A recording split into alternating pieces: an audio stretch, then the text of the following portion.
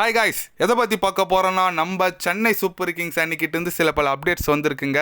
நம்ம சென்னை அணியில் ஒரு முக்கிய வீரர் அவங்க சொந்த நாடு திரும்பிடுறாருங்க. அது மட்டும் இல்லாமல் இப்போ கரண்ட்டில் விளையாடி இருக்கும் 2 பிளேயரு அவங்க சொந்த நாடு ஆல்ரெடி திரும்பிட்டாங்க. அவங்க எப்போ ரிட்டன் வருவாங்க எதுன்னு வீடியோ டீட்டெயில்டாக பார்க்கலாங்க. இப்போ வேர்ல்டு கப் வரனால நிறைய பிளேயரு ஐபிஎல் ஃபுல்லாக விளையாட மாட்டாங்க. கண்டிப்பாக அவங்க ஒரு மே லாஸ்ட்டில் போயிடுறதா இன்ஃபர்மேஷன் வந்திருக்கு. ஃபுல் ஐபிஎல் நிறைய பிளேயர் விளையாட மாட்டாங்க. அந்த வகையில் இப்போ முஸ்தபிசர் ரஹ்மான் கூட மே 1 கிளம்புறாரு சென்னை அணிலேருந்து. அதை தொடர்ந்து நம்ம மொயின் அலிங்க அவர் வேர்ல்டு கப்புக்கு நேஷனல் டியூட்டிக்கோசரம் நாடு திரும்புகிறாரு இந்த மே 1. அவருக்கு ரீப்ளேஸ்மெண்ட் பிளேயர் ஒரு பிளேயர் எடுத்திருக்காங்க நம்ம சென்னை அணி. யாருன்னு பார்த்தீங்கன்னா ஆஸ்திரேலியா ஓப்பனர் ஜோஸ் இல்லிங்ஸுங்க.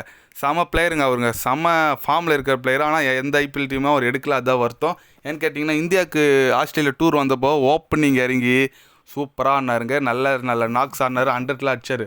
அப்படியாப்பட்ட பிளேயரை எந்த ஐபிஎல் எந்த டீம் எடுக்காத வருத்தம் தான். ஆனால் சென்னை அணி அவர் குறி வச்சு எடுத்துகிட்டு இருக்காங்க.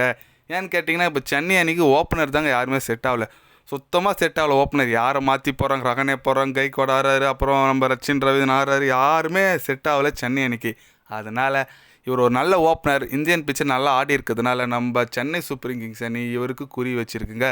இவர் வெறும் பேட்ஸ்மேன் மட்டும் இல்லைங்க, விக்கெட் கீப்பர் கூட ஃபீல்டிங்கை டீசெண்டாக பண்ணுவாருங்க. அதனால் இவர் இருக்குது சென்னை அணிக்கு ஒரு கூடுதல் பலன்னு சொன்னாங்க. ஏன்னா ஓப்பனிங் கொஞ்சம் களமெறிங்க கொஞ்சம் அது ரெடி ஆடினாங்கன்னா கண்டிப்பாக சென்னை அணிக்கு இன்னும் பலங்க. ஏன்னா பேட்ஸ்மேன் தான் யாரும் செட் ஆகலை. ரச்சின் ரவீந்திரன் ஃபார்ம் அவுட் இருக்கார், அப்புறம் நம்ம டேனியல் மிச்சல் அவரும் ஃபார்ம் அவுட்டில் இருக்கார். அதனால் இவங்க 2 பேருக்கு பதிலாக இவர் கண்டிப்பாக பிளேயிங் லெவலில் இறக்கலாம். மேபி ஓப்பனிங் போடலாங்க இவரை ரச்சின் ரவீந்திரனுக்கு பதில். லெஃப்ட் அண்ட் ரைட் காம்பினேஷனில் நீங்கள் சொல்லலாம். ஆனால் ஃபார்மில் இருக்கிற பிளேயர் இருக்கிறது தான் நல்லது எந்த டீமுங்க இருந்தாலும். மொயின் அலி போகிறது கொஞ்சம் வருத்தமாக தாங்க இருக்குது. ஏன்னு கேட்டிங்கன்னா அவர் நல்ல இப்போ ரீசெண்டாக ஒரு 3-4 மேட்ச் தான் அவர் இறக்குறாங்க. அதுக்கு முன்னே அவர் இறக்கவே இல்லை. இறக்குற மேட்ச்லாம் நல்லா டீசெண்டாக பேட்டிங் ஆடுறாரு. 20 பந்துக்கு 30, 25 பந்துக்கு 32 அதுமாதிரி அடிச்சுட்டு போகிறாரு. போலிங்கும் டீசெண்டாக போடுறாரு. அப்படி கொஞ்சம் லைனுக்கு வர பிளேயர் போகிறது ரொம்ப கஷ்டமாக தான் இருக்குது. இருந்தாலும் அவங்க நேஷனல் டியூட்டின்னு சொல்லிட்டனால எதுவும் பண்ண முடியாது. இங்கிலாண்டுக்கு அவர் திரும்பது உறுதியாயிடுச்சு. இங்கிலாந்து அணி பாகிஸ்தானுக்கு எதிராக ஒரு சீரீஸ் விளையாடுறாங்க. அதுக்கோசம் தான் எல்லா பிளேயரும் போகிறாங்க. அதுக்கப்புறம் பார்த்தீங்கன்னா 2 பிளேயர் நாடு திரும்பிட்டாங்க சொன்னாங்க. அது யாருன்னு பார்த்தீங்கன்னா நம்ம பத்திரனாவும் தீக்ஷனா தாங்க அவங்க சொந்த நாடுக்கு போயிட்டாங்க. இப்போ சென்னையில் நடந்துச்சுங்க. அந்த மேட்ச் முடிஞ்ச கையோட நேராக அவங்க நாடு போயிட்டுருக்காங்க. ஏன்னு கேட்டிங்கன்னா வேர்ல்டு கப் போகிறதுல அதுக்கான பாஸ்போர்ட் விசா அப்ளை பண்ணுறதுக்கோசரம் போயிருக்காங்க. கண்டிப்பாக அவங்க எஸ்ஆர்ஹெச் மேட்ச்சு வர சண்டே ஆட போகிறாங்க. அந்த மேட்ச்சுக்குள்ளே அவங்க சென்னை அணியில் ஜாயின் பண்ணுறாங்கன்னு சொல்லிட்டு ஒரு இன்ஃபர்மேஷன் வந்துச்சுன்னா வந்துட்டாங்கன்னா நல்லதுங்க. ஏன்னு கேட்டிங்கன்னா ஆல்ரெடி முஸ்தபிசர் ரஹ்மான் அதுமாதிரி தான் பங்களாதேஷ் போனார், ஒரு மேட்ச்சு மிஸ் பண்ணார்.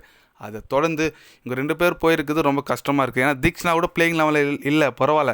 இருந்தாலும் நம்ம பத்திரனா முக்கிய பவுலராக இருக்கார், நல்லா போட்டுட்ருக்காரு. அதனால் அவர் போயிருக்குது கொஞ்சம் வருத்தமாக தான் இருக்குது. கண்டிப்பாக அவர் அதுக்குள்ளே வந்துடும்னு சொல்லியிருக்காங்க. பார்க்கலாம், இன்ஃபர்மேஷன் வந்தால் கண்டிப்பாக நான் அப்டேட் பண்ணுறேன் அவர் வந்துட்டாங்கன்னா. அதனால் அவர் வந்துட்டார்னா இன்னும் நல்லா இருக்குங்க. ஏன்னா மேட்ச் அவர் தோற்றுட்டே இருக்கும். வர மேட்செல்லாம் ஜெயிச்சா தான் கண்டிப்பாக ப்ளே ஆஃப்ஸுக்கு போகிறதுக்கே சான்ஸ் இருக்கும். நான் ஏதோ டாப் 2 சென்னை அணி முடிக்குன்னு பார்த்தேன், போகிற போக்க பார்த்தா அதெல்லாம் வாய்ப்பு இல்லை போலுக்குது. அதனால் வர மேட்ச்சு ஜெயிச்சா கண்டிப்பாக ஒரு ப்ளே ஆஃப்ஸு இன்னும் ஒரு 6 மேட்ச் இருக்குது.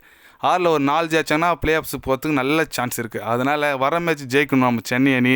நம்ம வெயிட் பண்ணி தான் பார்க்கணும் எந்த மாதிரி ஒரு பிளேயிங்கில் ஆடுறாங்கன்னு சொல்லிட்டு. ஏன்னா பிளேயிங் லெவலில் இன்னும் செட் ஆகலை. அடுத்த மேட்ச் எந்த மாதிரி ஒரு சேஞ்சஸ் எடுத்துகிட்டு வராங்க வெயிட் பண்ணி தான் பார்க்கணும். பிளேயிங் லெவல் எந்த மாதிரி இருந்தால் நல்லாயிருக்கும், சென்னை அணி எந்த மாதிரி பிளேயிங் லெவல் வச்சா ஜெயிக்கிறது நிறைய சான்ஸ் இருக்குது, என்ன நினைக்கிறீங்கன்னு சொல்லிட்டு நீங்கள் பிளேயிங் லெவலில் கமெண்ட் பண்ணிட்டு போங்க. இது போன்ற ஸ்போர்ட்ஸ் நியூஸை தெரிஞ்சுக்கணும் சேனலை சப்ஸ்கிரைப் மட்டும் பண்ணி வச்சுக்கோங்க. நன்றி, வணக்கம்.